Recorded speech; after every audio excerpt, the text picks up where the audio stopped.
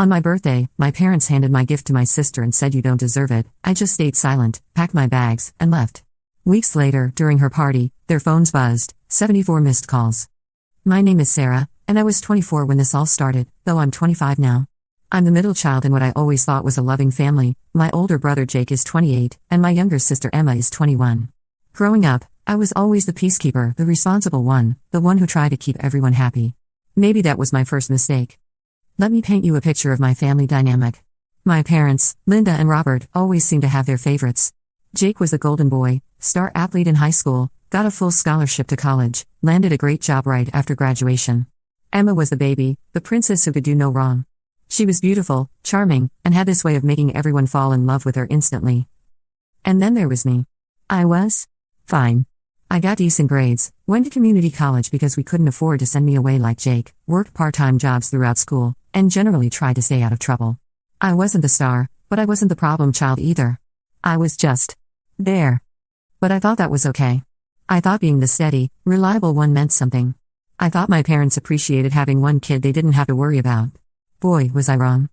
The trouble really started about 2 years ago when Emma dropped out of college halfway through her sophomore year. She'd been studying art, which already had my parents stressed about her future prospects, but then she decided she wanted to find herself and dropped out to move back home.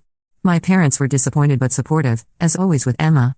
Meanwhile, I had just graduated from community college with my associate's degree and was working full-time at a local marketing firm as a junior marketing assistant while taking online classes to finish my bachelor's degree. I'd worked various part-time jobs throughout school, retail, food service, tutoring, whatever would pay the bills and fit around my class schedule. I was proud of myself. I was the first person in my family to work full-time while going to school, and I was doing it all on my own dime. But somehow, my achievement felt invisible next to Emma's journey of self-discovery. Emma spent the next year and a half basically doing nothing.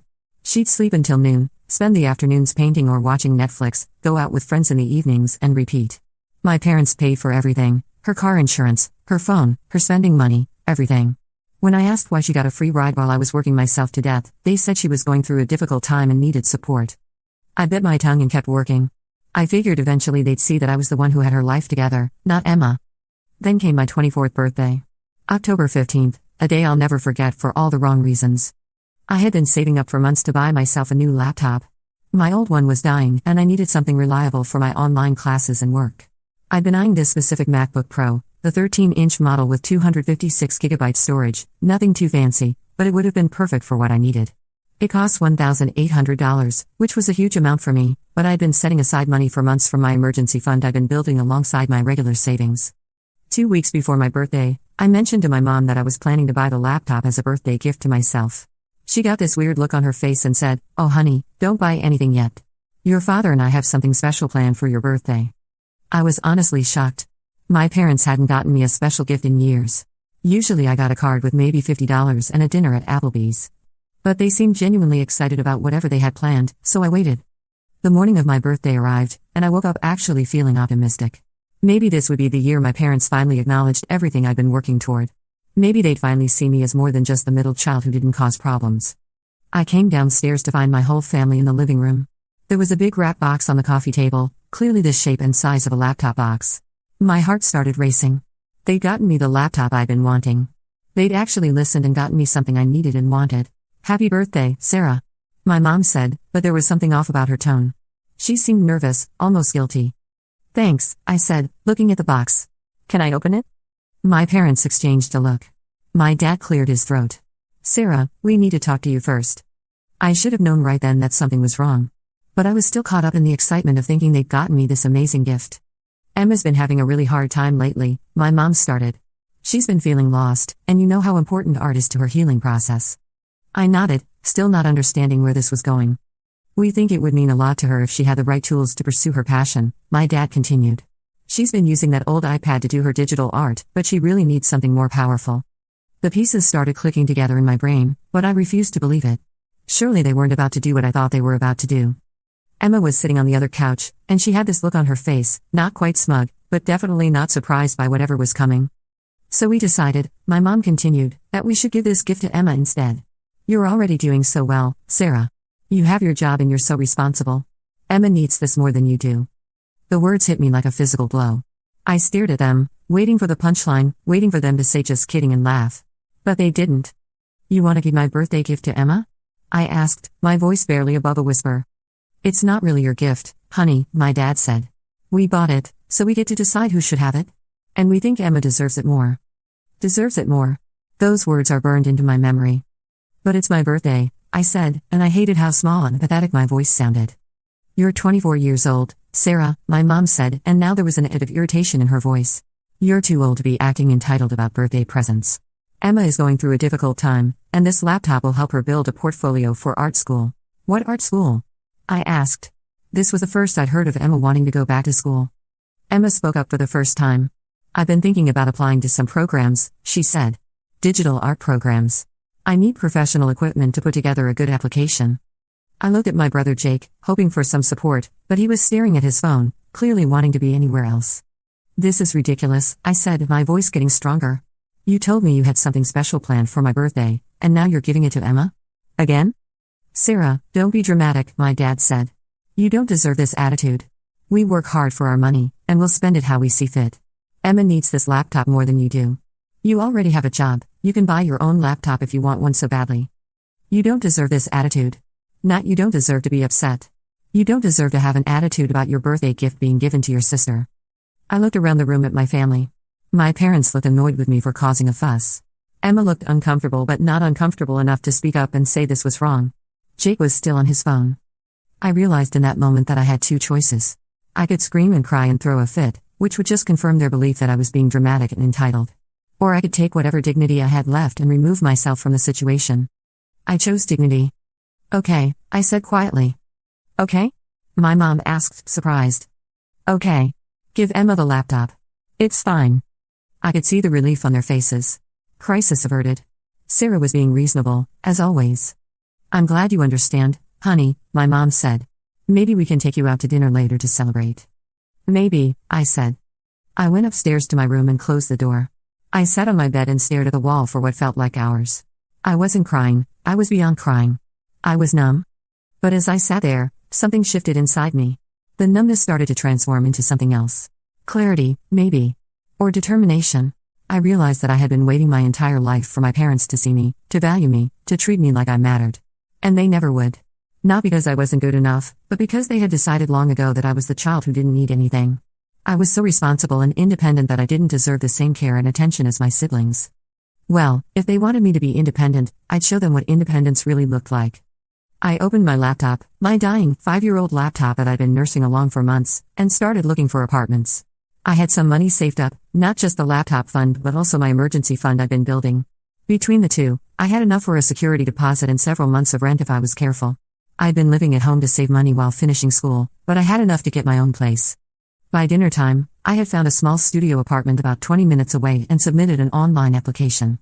The landlord called me that evening and said that based on my employment verification and credit score, I was approved, but I'd need to come sign the lease and pay the deposits within 48 hours if I wanted it. I went downstairs for dinner, and my family was in a great mood. Emma was already setting up her new laptop, gushing about all the things she was going to create. My parents were beaming at her like proud peacocks. How's the laptop, Emma? I asked pleasantly. Oh, Sarah, it's amazing. Thank you so much for understanding. I know this is going to help me so much with my art. Thank you for understanding. Not I'm sorry this was supposed to be your birthday gift. Not this situation sucks and I feel bad about it. Thank you for understanding. I'm glad you like it, I said. After dinner, I told my parents I was going out for a drive to clear my head. They barely looked up from watching Emma play with her new MacBook Pro. I went and looked at the apartment. It was small but clean, in a safe neighborhood and within my budget. I signed the lease and paid the deposits on the spot. Over the next 3 days, I quietly started moving my things. Not the big stuff, I didn't want them to notice what I was doing. But I moved my important documents, my clothes, my personal items. Anything that really mattered to me. My parents didn't notice. They were too busy helping Emma set up her art studio in the basement and talking about her bright future. On Thursday evening, 3 days after my birthday, I packed the last of my things into my car. I wrote a letter and left it on my bed. The letter said, Mom, Dad, Jake, and Emma, by the time you read this, I'll be gone. I've moved into my own apartment. I want you to know that this isn't about the laptop. It's about the fact that you gave away my birthday gift and told me I didn't deserve to be upset about it. It's about the pattern of behavior that led to that moment. I've spent my entire life trying to be the good daughter, the one you didn't have to worry about. I worked full-time while going to school, paid my own way, never asked for help, never caused drama. And somehow, that made me the child who deserved less, not more. You told me I don't deserve things because I'm responsible and independent. Well, you're right about one thing, I'm independent. Independent enough to not need people in my life who don't value me. Don't try to contact me. When you decide that I actually matter to you as much as Jake and Emma do, you'll know where to find me. Until then, I'm done being invisible in my own family. Sarah. P.S. Emma, I hope the MacBook Pro helps with your art. Maybe you can create something about what it feels like to take things that don't belong to you. I left the letter on my pillow and walked out of the house I'd grown up in. I didn't look back. The first few weeks in my new apartment were hard, but not in the way I expected. I thought I'd be lonely and sad. Instead, I felt free. For the first time in my life, I was living in a space where I mattered. Where my needs came first. Where I didn't have to compete for attention or affection. I threw myself into work and school. Without the constant drama and emotional exhaustion of my family dynamics, I had so much more energy for everything else. My performance at work improved dramatically. I was getting better grades. I was even sleeping better. My parents tried calling and texting at first.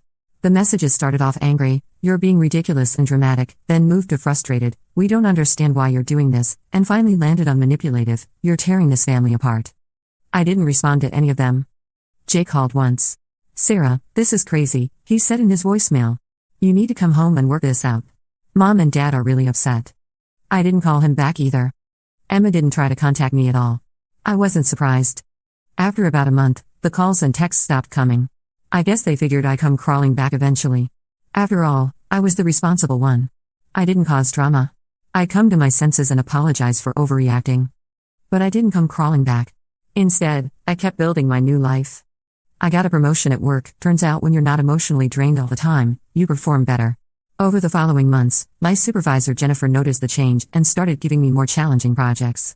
I finished my online classes and graduated with my bachelor's degree. I started dating a guy named Marcus for my work who was kind and funny and treated me like I mattered. For the first time in my life, I was genuinely happy. 2 months after I left, I found out through mutual friends that Emma had dropped her art school plans and was now talking about becoming a yoga instructor. The MacBook Pro was apparently gathering dust while she decided what her next passion would be. I wasn't even surprised. 3 months after I left, those same friends told me that my parents were starting to complain about Emma. Apparently, without me there to handle things quietly in the background, they were noticing how much Emma didn't contribute to the household. Who knew? I still didn't reach out. 4 months after I left, something interesting happened. I got a call from my great Aunt Helen, my mom's aunt who lived about an hour away. I'd always liked Aunt Helen. She was sharp, funny, and didn't take crap from anyone. "Sarah," she said, "I heard through the family grapevine that you moved out after some kind of fight with your parents." "Something like that," I said carefully. I didn't know how much she knew or whose side she was on. "Well, I want you to know that whatever happened, I think you're a smart girl for getting out on your own. Your parents have been babying Emma for years, and it hasn't done her any favors." I was shocked. "You think that?" "Honey, I've been watching this family dynamic for years. You've been the responsible one since you were 12 years old. It's not healthy for anyone, especially not you." Aunt Helen and I started talking regularly after that. She became like a surrogate parent to me, someone who was proud of my accomplishments, who asked about my life, who treated me like I mattered. It was through her that I learned what was happening with my family. According to Aunt Helen, things at home were getting tense. Without me there as the responsible child, the burden of Emma's laziness was falling more heavily on my parents. They were starting to push her to get a job or go back to school, and Emma was pushing back. There were fights. Drama. The kind of stuff I used to absorb and deflect. "Your mother called me last week," Aunt Helen told me during one of our conversations. "She's starting to realize how much you did to keep that household running smoothly." "Did she say anything about me coming home?" I asked. "She hinted around it. I told her that if she wanted you back, she needed to apologize for how she treated you. Really apologize, not just sweep it under the rug." "And what did she say to that?" "She got defensive. Started talking about how you were being dramatic and they were just trying to help Emma. I told her she raised a good daughter in you, and if she couldn't see that, it was her loss." I loved Aunt Helen. Around this time, something else happened that really drove home how different my life had become. I ran into my high school friend Jessica at the grocery store. We'd been close in school but had drifted apart over the years, especially after she went away to college while I stayed local. "Sarah," she said, giving me a huge hug. "I haven't seen you in forever. How are you?" We ended up getting coffee and catching up for 2 hours. As I told her about my new job, my apartment, my relationship with Marcus, she kept saying things like, "You seem so confident now and you're glowing, you look amazing." "I feel amazing," I told her honestly. "I feel like myself for the first time in my adult life." When I mentioned that I'd moved out of my parents' house, she nodded knowingly. I always wondered about that, she said. Even in high school, you seemed like you were carrying the weight of the world on your shoulders. Your parents were always so focused on Emma's drama or Jake's achievements. I used to feel bad for you. It was validating to hear that someone else had noticed the family dynamic I'd grown up thinking was normal. Jessica and I started hanging out regularly after that, and through her I met a whole group of people who became genuine friends. For the first time in my life, I had a social circle that had nothing to do with my family obligations. These new friendships showed me what healthy relationships looked like. People who were genuinely interested in my thoughts and feelings.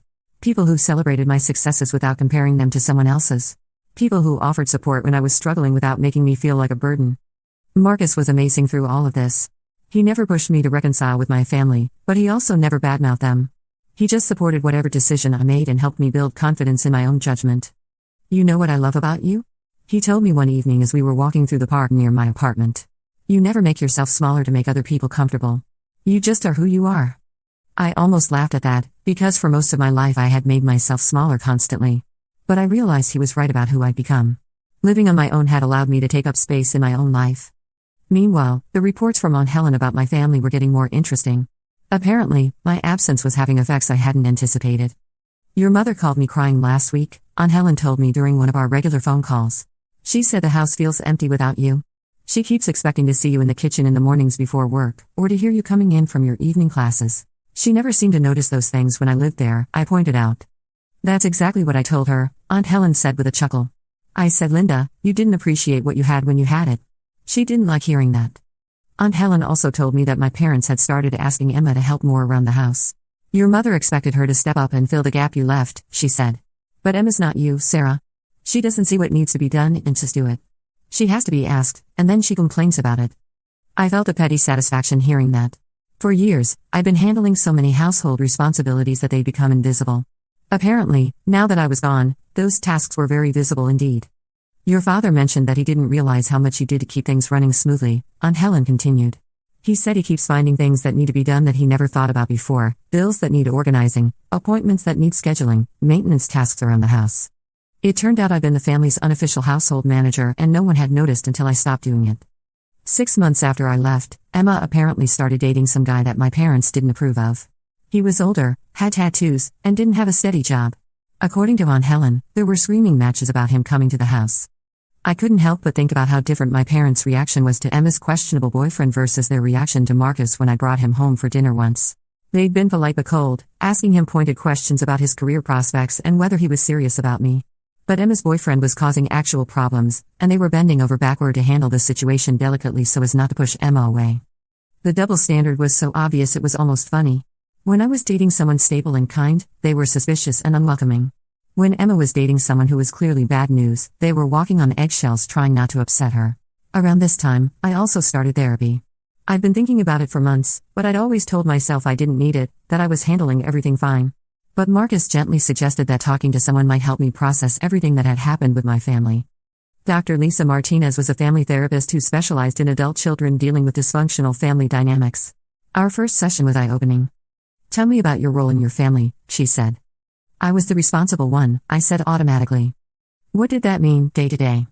As I started listing all the things I'd done to keep my family functioning, mediating arguments, managing household tasks, being the emotional support for everyone else, never causing problems or asking for help, Dr. Chen nodded knowingly.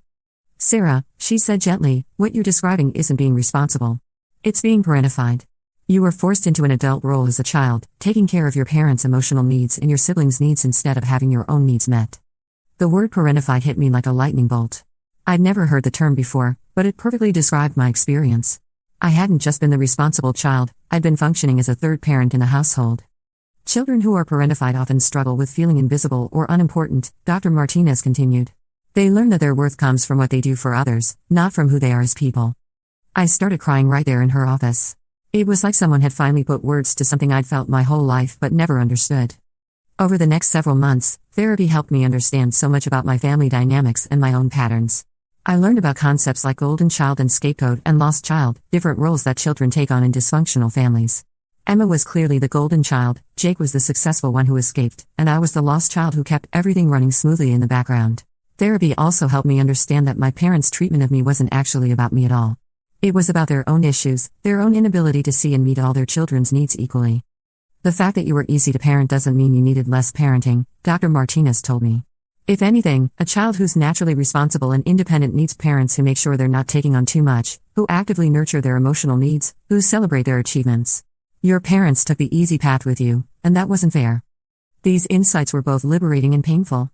Liberating because they confirmed that my feelings were valid, I really had been treated unfairly.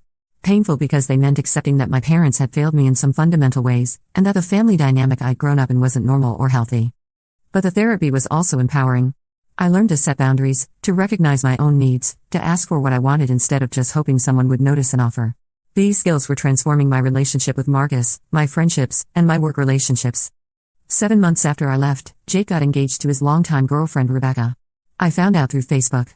I was happy for him, but it stung that I had to learn about it through social media. A few days later, Jake called me. Sarah, he said, I know things are weird right now, but Rebecca and I are getting married next spring. I want you to be there. Congratulations, I said. I'm really happy for you both. Will you come to the wedding? I thought about it. Will I be treated like a member of the family, or will I be treated like a black sheep who disrupted everyone's peace by having feelings about being mistreated? Jake was quiet for a long moment. I think Mom and Dad are starting to realize they messed up. Starting to realize? It's been 7 months, Jake. I know. But maybe this could be a chance to fix things? I'm not the one who needs to fix things, I said. I'm not the one who gave away someone's birthday gift and told them they didn't deserve to be upset about it. You're right, Jake said quietly. You're absolutely right. I should have said something that day. I was a coward. I was surprised by his honesty. Yeah, you were. I'm sorry, Sarah. I'm really, really sorry. I don't blame you for leaving. It was the first real apology I'd gotten from anyone in my family. Thank you, I said. That means a lot. Will you think about the wedding? I'll think about it. 8 months after I left, Aunt Helen called with news. Emma and your parents had a huge blowout, she said. Apparently she and that boyfriend of hers were caught doing drugs in the basement. Your parents kicked him out of the house and told Emma she needed to choose between him and living at home. What did she choose? She moved in with him. Your parents are devastated. I felt a complex mix of emotions. Part of me was sad for my parents. I knew they loved Emma, even if their way of showing it had been destructive. Part of me was frustrated that it had taken Emma actually causing serious problems for them to set any boundaries. And part of me was vindicated. This was what happened when you enabled someone instead of teaching them responsibility. How are they handling it? I asked. Not well. Your mother keeps saying she doesn't understand how both her daughters ended up so far away from her. Both her daughters. As if what happened with Emma and what happened with me were the same thing. Does she really not see the difference? I asked Aunt Helen. I think she's starting to, Aunt Helen said. But you know your mother. She doesn't like to admit when she's wrong. 9 months after I left, I got a text from my mom. Just one line, I miss you. I stared at the text for a long time. Part of me wanted to respond, to take it as an opening to rebuild our relationship. But I knew my mom. I knew that I miss you wasn't the same as I was wrong or I'm sorry. It was a bit for me to come back without her having to acknowledge what had driven me away in the first place. I didn't respond. 11 months after I left, I got the call that changed everything. It was a Tuesday evening in early September. I was at home with Marcus, cooking dinner and laughing about something silly one of our coworkers had done that day. We were happy. Really, genuinely happy. My phone rang. It was Aunt Helen, and she sounded upset. Sarah, she said, I need to tell you something, and it's going to be hard to hear. My blood went cold. What happened? Emma overdosed. She's in the hospital. The world seemed to tilt sideways. Is she okay? She's alive, but it was close. Really close. She's been in the ICU for 2 days now. Your parents are at the hospital. I sank down onto my couch, Marcus immediately coming over to put his arm around me. What happened? I asked. From what I understand, she and that boyfriend were using something stronger than marijuana. Heroin, I think. He found her unconscious and called 911. Heroin. My baby sister, the princess, the one who was supposed to be going through a difficult time that required everyone's patience and support, was using heroin. The doctors say she's stable now, but she was unconscious for almost 36 hours. It was touch and go for a while. I have to go, I said. Sarah, wait, Aunt Helen said. There's more. More? Your parents. They're not handling this well. Your mother is hysterical. She keeps saying this is all her fault, that she failed as a parent. Your father is just broken. And they keep asking for you. Asking for me? They want you to come to the hospital. They need you, Sarah. I felt a familiar pull, the old instinct to drop everything and rush in to fix whatever crisis my family was facing. But something stopped me. Why do they need me? I asked. I'm just the daughter who didn't deserve a birthday gift, remember? I'm just the one who's too responsible to need support or care. Aunt Helen was quiet for a moment. You have every right to be angry, she said finally. But your sister might die, Sarah. Those words hit me like a sledgehammer. Emma might die. My annoying, spoiled, thoughtless little sister might actually die. I'll call the hospital and find out what's happening, I said. But I'm not rushing over there just so they can use me as emotional support while continuing to treat me like I don't matter. That's fair, Aunt Helen said. But Sarah? I think this might be the wake-up call your parents needed. I called the hospital and spoke to a nurse who told me that Emma was awake now but still in the ICU for monitoring. She was stable but the next 48 hours would be important to make sure there were no complications. I sat in my apartment with Marcus, trying to figure out what to do. Part of me felt like I should go to the hospital. She was my sister, despite everything. But part of me was afraid that if I showed up, my parents would just fall back into old patterns, using me to manage their emotions while never actually acknowledging how they treated me. I decided to wait. The next morning, Jake called me. Sarah, please, he said, and I could hear that he'd been crying. I know you're angry, and I know you have every right to be, but we need you here. How is she? Better. She's been moved out of the ICU this morning. But Sarah, Mom and Dad are a mess. They keep talking about how they failed Emma, how they enabled her, how they should have seen this coming. And they keep talking about you. About how they drove away the one daughter who had her life together. About how they need you here but they don't know how to ask after everything that happened. I felt tears starting to form. They drove me away because they told me I didn't deserve to be treated with basic respect. I know. We all know that now. Even Emma knows it. Emma knows? When she was more alert yesterday, one of the first things she said was that she was sorry about your birthday. She said she's known all along that what happened was wrong, but she was too selfish to speak up. I was quiet for a long moment. Sarah, Jake continued, I'm not asking you to come back and pretend nothing happened. I'm not asking you to fix everything for them. I'm just asking you to consider giving them a chance to apologize. Really apologize. And if I come and they don't really apologize? If they just want me there for emotional support without actually acknowledging what they did? Then you can leave again, and I'll support you completely. I thought about it for the rest of the day. Finally, that evening, I decided to go to the hospital. Not to rush in and save everyone, but to see if my family was finally ready to treat me like a person who mattered. I walked into the hospital room to find Emma awake but looking terrible. She was pale and thin, with dark circles under her eyes. My parents were sitting beside her bed, and they looked like they'd aged years in the past day. When they saw me, my mother started crying immediately. Sarah, she said, oh, Sarah, I'm so sorry. I stood in the doorway, not moving closer. Sorry for what? She looked confused by the question, like she expected a general apology to be sufficient. I need you to be specific, I said. What are you sorry for? My father spoke up. We're sorry for how we treated you. For taking your birthday gift and giving it to Emma. For telling you that you didn't deserve to be upset about it. It was a start, but I needed more. And? I prompted. And for years of treating you like you mattered less than your siblings, my mother said through her tears. For expecting you to be responsible and independent while babying Emma. For using your reliability as an excuse to give you less attention and care. I felt something loosening in my chest. They were actually saying the words I needed to hear. We know we don't deserve your forgiveness, my father continued. We know we drove you away. But losing you made us realize how much we took you for granted. How much we need you in our lives. Emma spoke up from the bed, her voice weak but clear. Sarah, I'm sorry too. I knew what happened on your birthday was wrong. I should have told them to give you the laptop and that I'd wait for my own. But I wanted it, and I was selfish, and I let them give me something that should have been yours. I looked around the room at my family. They all looked genuinely remorseful, genuinely broken by what had happened. I don't know if I can trust you, I said honestly. You hurt me really badly. For years, but especially that day. We know, my mother said. We'll do whatever it takes to earn your trust back. Even if it takes years? I asked. Even if it takes years, my father confirmed. I walked closer to Emma's bed. She looked so small and fragile. Are you going to get clean? I asked her. Yes, she said without hesitation. I'm going to a 90-day inpatient program as soon as the doctors clear me medically. Real rehab, for as long as it takes. And you're not going to expect Mom and Dad to pay for everything while you do it? Emma actually smiled a little at that. I figured you'd make them cut me off financially. It's probably what I need. I looked at my parents. Is that true? Are you going to make Emma take responsibility for her own recovery? Yes, my mother said firmly. We've been enabling her for years. We see that now. It nearly killed her. We talked for another hour.